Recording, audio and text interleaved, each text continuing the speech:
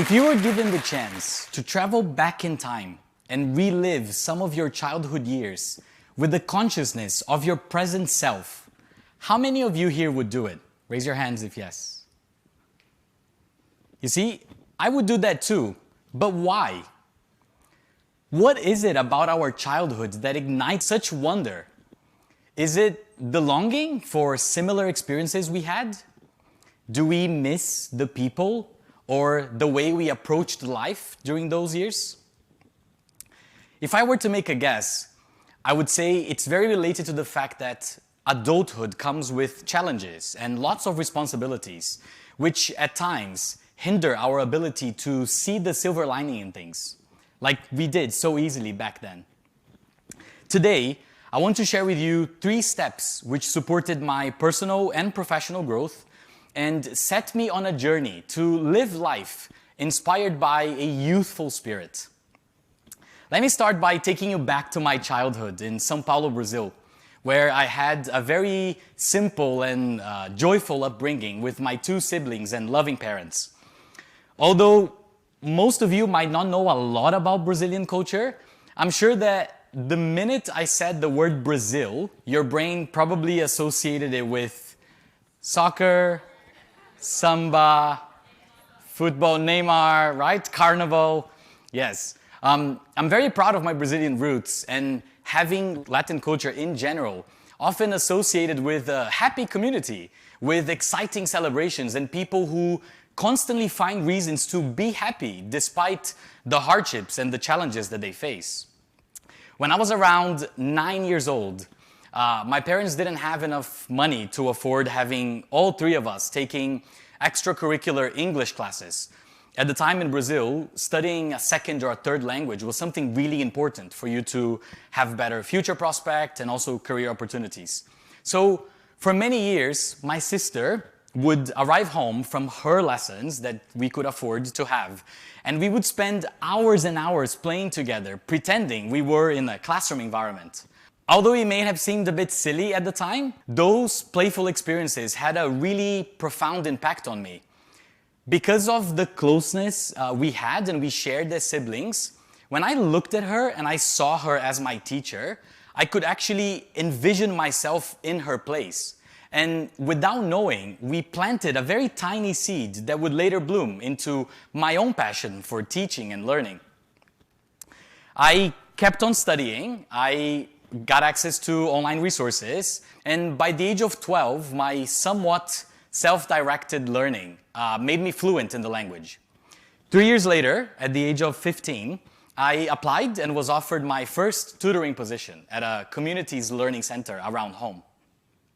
Now, looking back at these stories and how my journey started, it's really easy to see how these experiences really shaped a lot of who I am today. And here's the first essential step I want to share with you about how to navigate through life's changes. Take action. As simple as that. As much as possible, seek for new experiences and different perspectives that can expand your worldview and your knowledge of people and cultures. Whenever possible, take a step back and try to look at the opportunities that you have around you.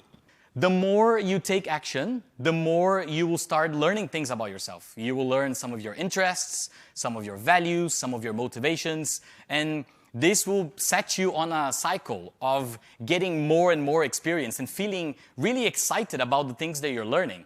When I look back at the learning opportunities that transformed my life the most so far, I can see the connection and see that all of them were heavily based on experiential learning. Some of you might be asking, what exactly is experiential learning? By definition, experiential learning involves gaining knowledge and skill through direct hands-on experiences, on the contrary of maybe formal means of education or traditional classroom instruction. So for me, that looked like this. I started working at that community center, and the more I entered the classroom and the more I got to know students, the more I realized there was a long way to go as well. I remember whenever a teacher was absent from school, I would go to my director and I would beg her to allow me to teach, to get in the classroom. And I was very lucky to have found leaders in an environment that somewhat saw the potential in me and allowed me to try these new things, right? I remember in particular, there was this one student. The minute I entered the classroom one day and I introduced myself as her teacher, she looked at me straight away and said, "How old are you? Like, why is this school putting children to teach?" I could see she was very angry. And to be honest, I understood. Because even though I believed I had something to add to their learning journeys, I knew that I was still quite young, right? So I came to her and I said, "Listen, please stay until the end of the lesson. If by the end of it you really feel like you haven't learned anything new or you didn't really enjoy your experience, then you're more than welcome to make a formal complaint." So she was like, "Okay, I'll stay." She decided to stay. And of course, I was very nervous, right? Very anxious, but I was also very determined to show off, my worth and be like, I can do this. So I put on my big boy pants. I tried to show the best American accent I could.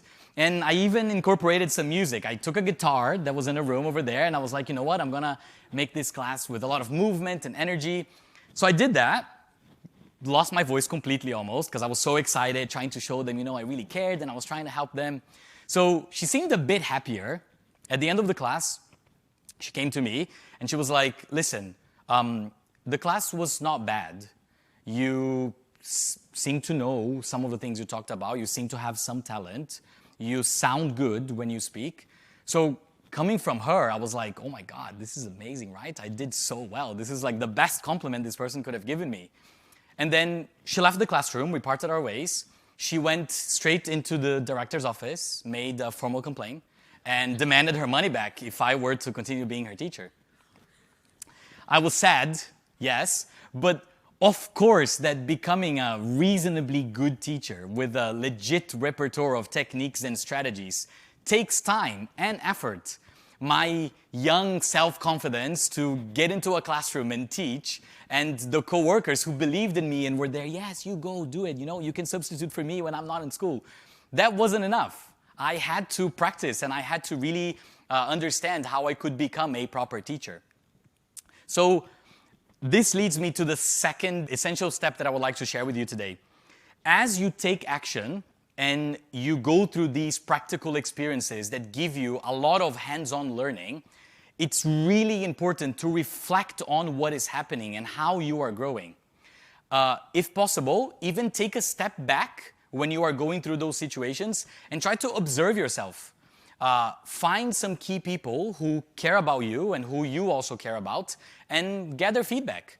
For me, that looked like talking to my students and trying to understand what were some things that worked well, what were some things that they enjoyed in the lessons. When my coworkers delivered lessons with me or when they would come in and observe what I did, I would also always ask them for feedback. Reflective thinking must follow every experiential learning that happens. Because if you don't reflect on your experiences, you won't really understand what is happening and you won't be able to find out some of your strengths, some of your motivations, the things you need to improve, some of your struggles. So it's really important that we do that. But when we engage in reflective thinking, it's also really essential to remember that not every experience must be life-changing. Not everything we do needs to have a very powerful lesson that will change your life forever. We can choose to do some things sometimes just for the fun of it. The more I took action and the more I reflected on what was happening to me, the more I became motivated to grow and take on more classes and teach adult students a little bit more confidently. And so at the age of 19, inspired by this drive that I had to do more and understand myself and understand my students and their learning needs, I decided to pursue my undergraduate degree at university in psychology. And for the next 5 years, I engaged in a lot of education-related work and projects. By the time that I finished university, I actually had a very clear mission in my head. I wanted to start off my international career. So I rolled up my sleeves, I applied to dozens of jobs, and I took a few tutoring jobs in almost every continent of the world until I found my way to Hong Kong in 2018. Just recently, I had a very strong realization about something at work, and I think it's a story also worth sharing with you. So currently, I work as the head of an international preschool in Hong Kong, which serves children from 6 months to 6 years of age. Every morning, I open the doors of the school and I greet some of our older children and their families inside. So around Christmas time last year, one morning, one girl who at the time was, I think, around 4.5 years old, she came in dressed up in her Christmas costume, and she was wearing a headband in her head with reindeer ears, long ears, which was almost the same one as I was wearing. So as she came in, I saw her and I was really excited. I was like, oh my God. So when I greeted her and I said hi, I told her, I was like, oh, I love your long ears. Do you like mine? And then she looked at me and said, no. So I was a bit surprised. I was like, oh, wow, like why would she say that, right? I didn't understand. So I came to her and I was like, but why not? We look the same. I look just like you. So she looks at me, she stared at me for a while, a few seconds, then very firmly she goes and says, no, you don't. You have no hair. So I was like, oh, okay. She had actually like beautiful long hair. So in my head, I'm thinking, oh, wow. So at that time, another boy had come in already and he heard her and they started laughing at me at the entrance. And I was already laughing a little bit as well. So he goes and says, yeah, why you have no hair? In very inquisitive tone, right? So I'm there, they're laughing, this is happening at the entrance of the school. The parents are standing there waiting for the lift to come and, I could clearly see on their faces, they're super embarrassed. They're very discomforted. They're like, oh my God, can this lift come any slower? I just want to get out of here. So they were very embarrassed, but I wasn't offended at all. I actually thought it was very curious on how the conversation was going and why she was noticing the things the way she did. So I got down on my knees and I said to her, yes, I have no hair. I shaved it all yesterday. Would you give me some of yours? So she stopped for a second. Yeah, I think it was like, okay, wait, what is this guy asking me? So she stopped for a second. She looks to mom and dad. She looks to the side. She looks back at me, thinks about it like a little bit longer than before.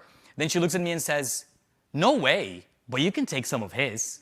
And she smiles, right? Yeah. So we left it off. Parents were very glad the elevator came. They all went on about their days, and I also went back to my office. But after that interaction, I kept thinking about something which is very unique of a childlike experience, right? This youthful spirit they all somehow and to some extent display in the way they see the world and they interact with us. So when I think about this, and if we actually think about what does it mean to have a youthful spirit, there are a few key qualities that I think we could use to mark what this is. Firstly, I think children's natural curiosity to ask questions, right? They're always asking questions. And secondly, their openness to try and make sense of the world as they actually see it.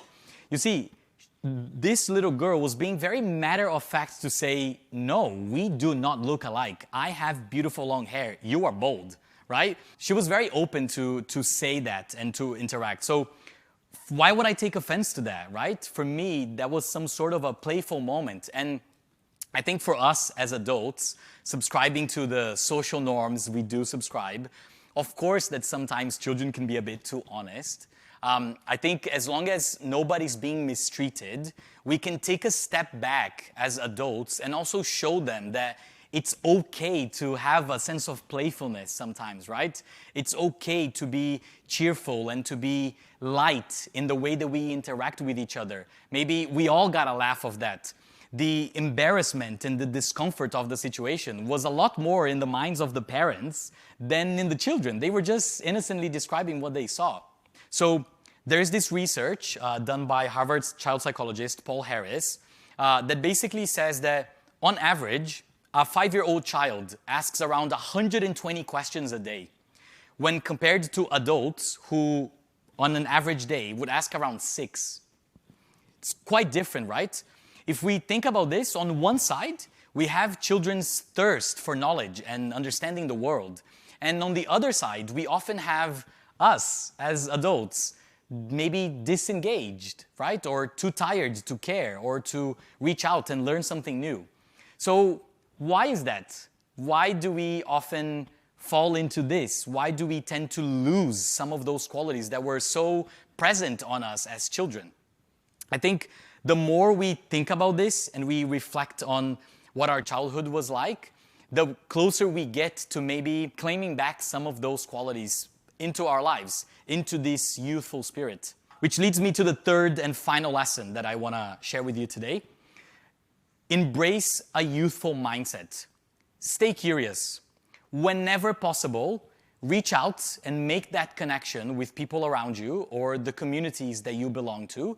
For me, whether it's happily interacting with children in the morning, or if it's celebrating life or a friend's birthday, or if it's trying a new dish or a new dessert when I travel to a new country, which makes me super excited, embracing this childlike perception of the world really reminds me to not overlook the small, ordinary moments, to really try and enjoy, right? The wonders, the interactions, the connections that we make. Each of these steps will feed into a cycle, right? And the more we take meaningful action, the more we understand who we are and what are the things that matter to us and our values at this present moment, the more we will be able to reflect on why do these things matter? What is happening with me right now? What are the key changes that I'm living through that I want to focus on, that I want to do better, that I want to improve? And the more you reflect on how you behave and seeing you in those situations, the more you will be able to notice your mindset and how are you reacting? How are you reaching out to people? How do they see you? This will go on an endless loop of doing things, reflecting about them, and then shaping your mindset and reshaping your mindset as we go and as we navigate through change. So to conclude, let us embrace a sense of playfulness in our interactions and relationships with each other.